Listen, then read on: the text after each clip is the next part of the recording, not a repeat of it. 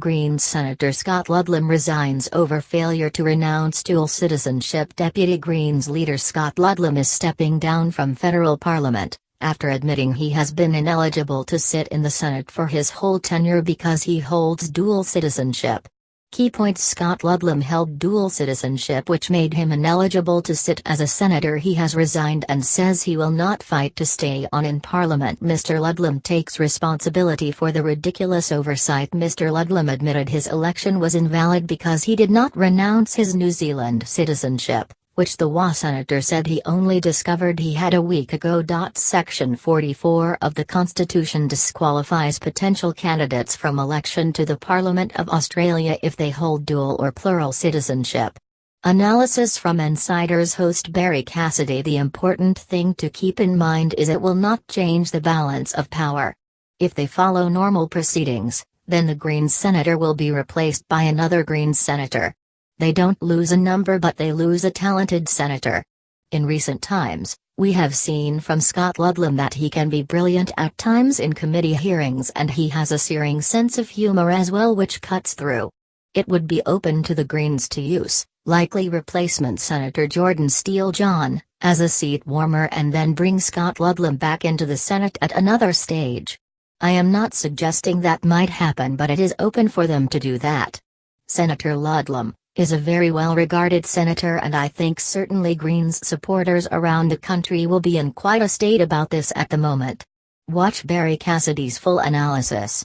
Prior to his announcement, Mr. Ludlam had become one of the Greens' most prominent senators after first being elected at the 2007 federal election. His admission about his New Zealand citizenship opened the possibility that the Commonwealth could pursue him to pay back years in salary and allowances, but Mr. Ludlam said he was confident that would not eventuate. Mr. Ludlam's Senate position is expected to be filled by a recount of ballot papers from the 2016 election. That would likely lead to the election of 22-year-old Jordan Steele John, who was third on the Greens Senate ticket. Mr. Ludlam's resignation comes after a period of turmoil for the Greens, in which New South Wales Senator Lee Rhiannon was excluded from the party room over a dispute about the government's school funding legislation. Ludlam admits responsibility, unreservedly apologizes. Mr. Ludlam has apologized unreservedly for what he said was his mistake and a ridiculous oversight. This is my error, something I should have checked when I first nominated for pre-selection in 2006, he said. It never occurred to me as someone who left the country, New Zealand, as a 3-year-old, as someone who has never really considered it home. This town is home. I have been here since 1978. It never crossed my mind that citizenship might be something that sticks to you in that way. Who is Scott Ludlam? Scott Ludlam built a reputation as an outspoken fighter for online privacy rights, national security and environmental causes. Mr. Ludlam said he had decided against fighting to stay on. I could have dug my heels in. But it creates a messy and protracted dispute. That section of the Constitution is crystal clear and it has been tested before by others, he said. It is not something that I particularly want to put myself, my staff or my party through. This is probably a cleaner way to just make a break. Mr. Ludlam said the situation was brought to their attention a week ago while he was overseas by someone who had done the digging, for whatever reason. Photo: Scott Ludlam told reporters he was not going to dig his heels in.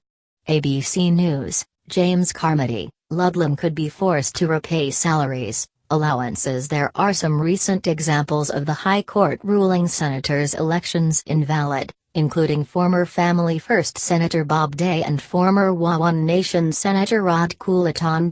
In both cases, their elections were declared invalid under the Constitution and the court ordered the replacements be filled by a recount of ballots. The subsequent countbacks resulted in the next person on their party's Senate tickets being elected, which is most likely what the Greens will be hoping happens in this latest situation involving Mr. Ludlam.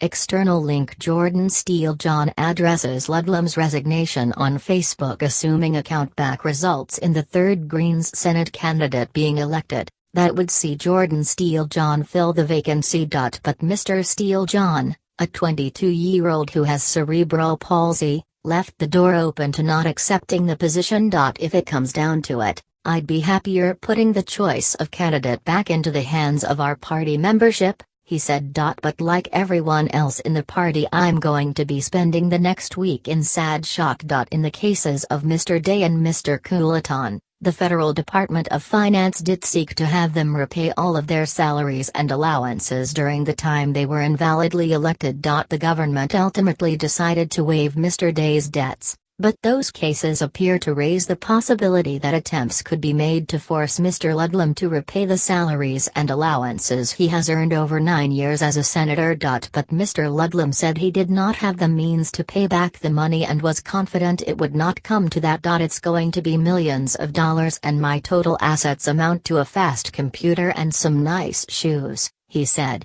External link: politicians pay tribute to Ludlam. Storify.